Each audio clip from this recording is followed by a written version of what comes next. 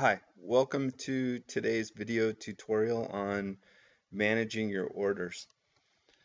So to manage your orders, you need to be logged in as a host or an admin or a DNN user account that's been given permissions to manage orders. So once you're logged in, you want to navigate to the page where you've added the Buy Now module, and you go to the Store Admin menu and you hover over Store Dashboard and select Manage Orders. Okay, so the Manage Orders screen comes up, and at the top here is gives you the ability to search for your orders. So you can put in date range to search for an order, to and from and to.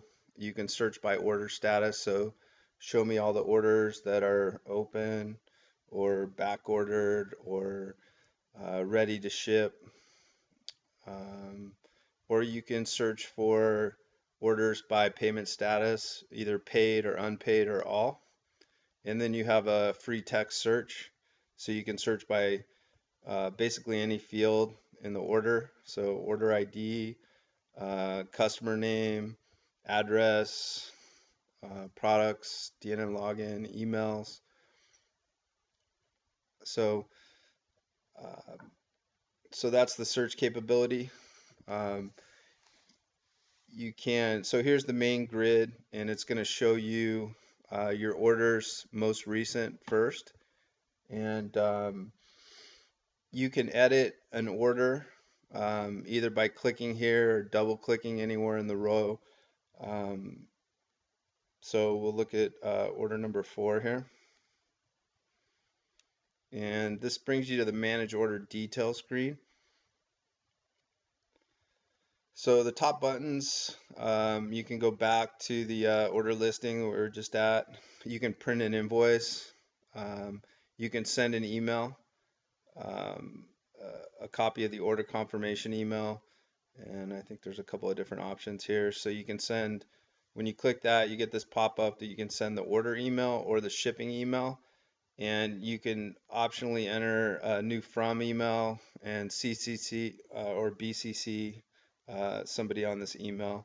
So normally all these email fields are optional. So if you don't enter any of them, it's going to use the from email that you've configured in the buy now settings. But this is a way to send the customer a copy of his email. And if you don't fill out any of these emails, the customer will get a copy, and also the store admin will get a copy. And then you have the save button here. Okay, so if you look at the order detail screen, it's broken up into kind of 4 parts. On the top, you have the order summary information with your order ID, your order date, the order status, the customer number, and you can click on this if you want to view the customer detail record. Um, you have the name of the customer, their DNN login, and some other information there. The shipping info is in the center box here, includes the tracking number and the ship method, and then the name and address. The order totals are, the subtotal, any discounts, tax, and shipping, and then payments that were made and a balance. And the bottom section here shows the order detail and the payment detail. So we'll go over that in a minute. So if you want to change the status on an order, because that's a normal thing that people want to do, is when a new order comes in the store, it always has a status of open. So if you, so normally the first thing you're going to do is you're going to verify that payment was made. And once you verify payment, then you can set the status to ready to ship. And then that would basically, tell the warehouse that, hey, payment's been verified, go ahead and pick, pack, and ship, it's ready to ship. So that's how you change the order status. You would just change it there and then click the save button. To edit the shipping info, you would click this edit button, and you get a pop-up window where you can edit all the shipping information and add special instructions or a tracking number. And then your order totals, you can click this edit button to edit your order totals if you want to enter a discount or different tax or handling, shipping. Okay, so this bottom section, so you're going to see the first tab is the order detail, and it gives you in parentheses here the total number of line items on the order. So it shows you the SKU and the product name and the cost and the line total. So if you want to edit this, you would just check the box next to the line item you want to edit and click the edit button, and then it will bring up the screen where you can edit the line item, and you can actually change the product here of you can change the product that they ordered if you'd like, or just leave it and change other information here. You can enter the quantity shipped, so if you're shipping partial quantities. You can also add a new line item, which is a cool feature. So if I want to add a new line item, you just click the customer ordered something and then he called in and said, "Oh, I forgot I wanted to order, this other item too." You can, your customer service can actually add a line item to the order here. So this is cool. You would just select the product that um, you want to add, and then enter the quantity.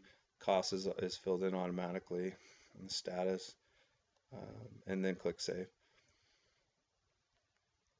If you want to delete a line item, you just check the box and click the delete button. Okay, so the next tab is the payment screen. So these this grid is going to display all the payments on the order, either debits, credits, sales, any payment transactions on this order. So you can see we just have one credit card transaction, tran type sale, which means it was somebody purchased something. The date, if it was paid, status. I've set up for manual gateway, so it says pending. That's why it says pending.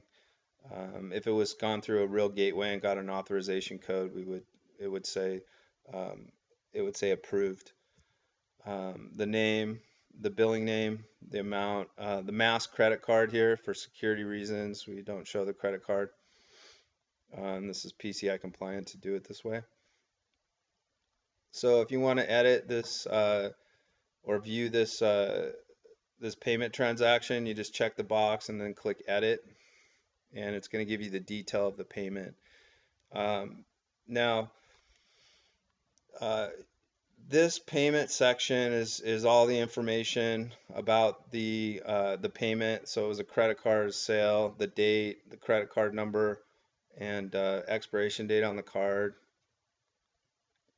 The security code, you're not allowed to store the security code, so that's why that's blank here.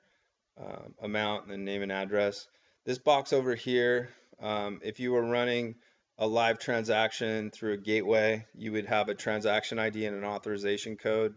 And I just ran it through a manual payment gateway, so I didn't get a real-time authorization. But normally you should have transaction ID and authorization code. And these are important to make sure that you have values here before you ship product, and that you're verifying that your payment has been made, if you've received payment from the customer, and that it's actually deposited into your bank account. So you should say, see an approved message here with an auth code and a tran ID. You can also add some notes here about the transaction. So also, if it's a check, you can enter a clear date, and then we have the user that modified this record last and the date that it was modified. Okay, so let's go back over here and talk about some of these fields. So we have a customer wallet. So what this is going to do is this going to allow you to select a credit card from the customer's wallet. So if they got a decline, you could actually reprocess the credit card here by choosing another credit card from the customer's wallet, or you can enter a new credit card number. The payment method. These are all the payment methods uh, that you can take payment on, and we have credit card selected. Transaction type, you can run a sale, a credit, or a blind credit. And a blind credit is a credit without an offsetting sale. So essentially, you're just giving back money to the customer. A credit has to be run on an offsetting sale. So you need a transaction ID. Payment date, card number, and name and address here.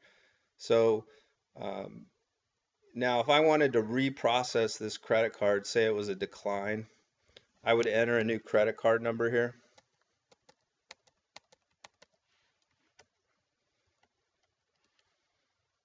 And you want to select process payment. Now, if you've checked this box for process payment and you click update payment, uh, the program is going to try to hit the payment gateway that you have configured and run the transaction and get an authorization code. If you do not select process payment, then it will just save the record here and it will not try to process it through the gateway. So this is an important field, whether or not you want to process the payment through the payment gateway. And there's some help text here. Okay, and then we also have an invoice number. So if you're using our billing manager software, or you have another invoice number that the customer you want to enter for the customer, and then a paid flag. So this paid flag essentially marks it as paid. So if this was a successful payment and you've received payment from the customer, then you should mark this as paid. And when it's marked as paid, then it's going to deduct from the total amount due by the customer. If it's not marked as paid, then it won't deduct. It won't be marked as a payment, and the customer will show a balance. So this is another important field, this paid flag here. And then you can also send a confirmation of the payment to the customer. So say you process the credit card here and you get a successful transaction, then you can send a payment confirmation to the customer here, which is pretty cool.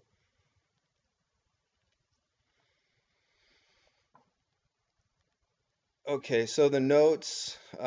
So we're looking at an order here. So you can, this tab allows you to enter basically unlimited notes on this order. So um, you could say, contacted customer and left a message, and add note.